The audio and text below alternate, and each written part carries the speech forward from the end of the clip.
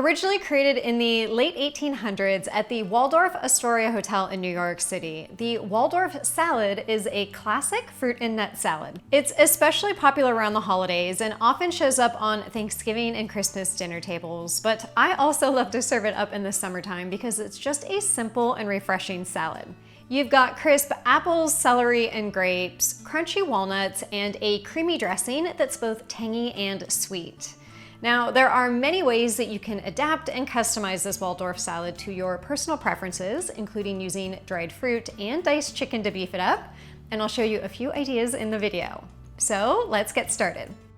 The first thing you'll want to do is toast 1 cup of walnuts or pecans. You can toast them in the oven or on the stove for just a couple of minutes until they get just a little bit of color and that nice toasted smell. And trust me, toasting the nuts adds so much flavor to a simple salad, so don't skip this step. And you want to toast them first so that they've had time to fully cool before adding them to the salad.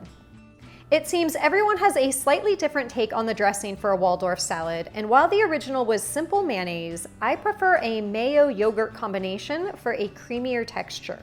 So add 3 tablespoons of mayonnaise to a bowl along with 3 tablespoons of thick Greek yogurt, and you can use dairy or dairy-free, 1 teaspoon of honey, and 1 tablespoon of lemon juice. Give that a stir and then set it to the side or in the fridge while you continue to prep the other ingredients. In terms of produce for this salad, you'll need 1 cup of diced celery, which is usually about 2 ribs of celery.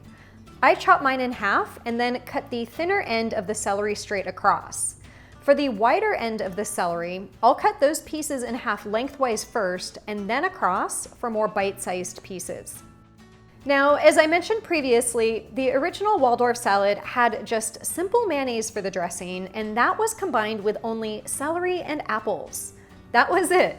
But over the years, other ingredients like grapes and nuts have been added into the classic Waldorf salad, and I'm so glad they have because they add a little something extra that's both sweet and crunchy. You'll need about a cup of grapes, and you don't really have to measure them out. You can just eyeball it. And as you can see today, I'm slightly over, but the more grapes, the better in my opinion. I'm also using red grapes, but if you'd like to use green grapes for a stylishly monochromatic salad, you can do that as well. Just slice the grapes in half and set them aside.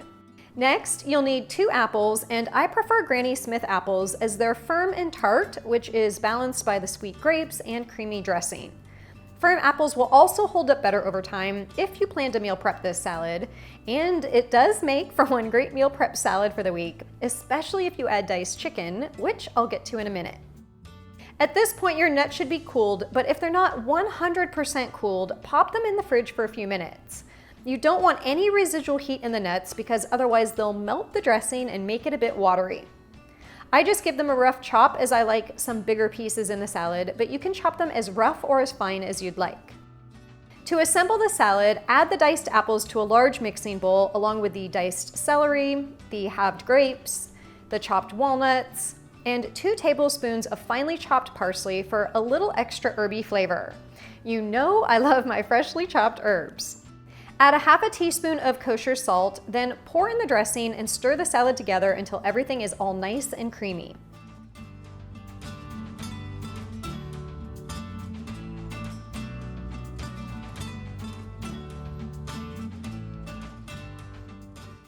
I like to transfer the Waldorf salad into a beautiful serving bowl for the holidays. And this salad makes for a great side salad to accompany some meatier mains like my roasted turkey or prime rib or beef tenderloin, as it's light and fresh. But it's also common to serve Waldorf salad on top of some bib or butter lettuce leaves. If you want a light lunch or refreshing afternoon snack, this is a great way to go. And I'll enjoy a quick bite of this salad as is because, well, it's in front of me and I'm hungry, but don't go anywhere because this isn't the final bite shot. I'll now show you how to make the ultimate Waldorf chicken salad, which elevates the Waldorf salad from a side dish or appetizer to a full, hearty meal all on its own. To bake the chicken, I'm making my herb-baked chicken recipe, which you can find on my website. After preheating the oven to 425 degrees Fahrenheit, all you've got to do is combine half a teaspoon each of garlic powder, dried basil, dried thyme, and dried oregano, along with some kosher salt and black pepper. Stir that together, then add 2 boneless, skinless chicken breasts to a small baking dish. Drizzle a little olive oil or avocado oil on top. Rub that in with your hands, then sprinkle the herb seasoning on both sides, again rubbing it in with your hands. Bake the chicken for 20 to 25 minutes, depending on the size of your chicken breast, then let the chicken cool completely. Again, you'll want to make sure it's fully cooled before adding it to the salad, so I'll also pop it into the fridge for about 15 to 20 minutes to make sure it's 100% cooled.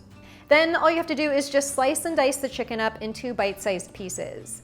And I think you're really gonna love how the herbs on the chicken add great flavor to the salad as well.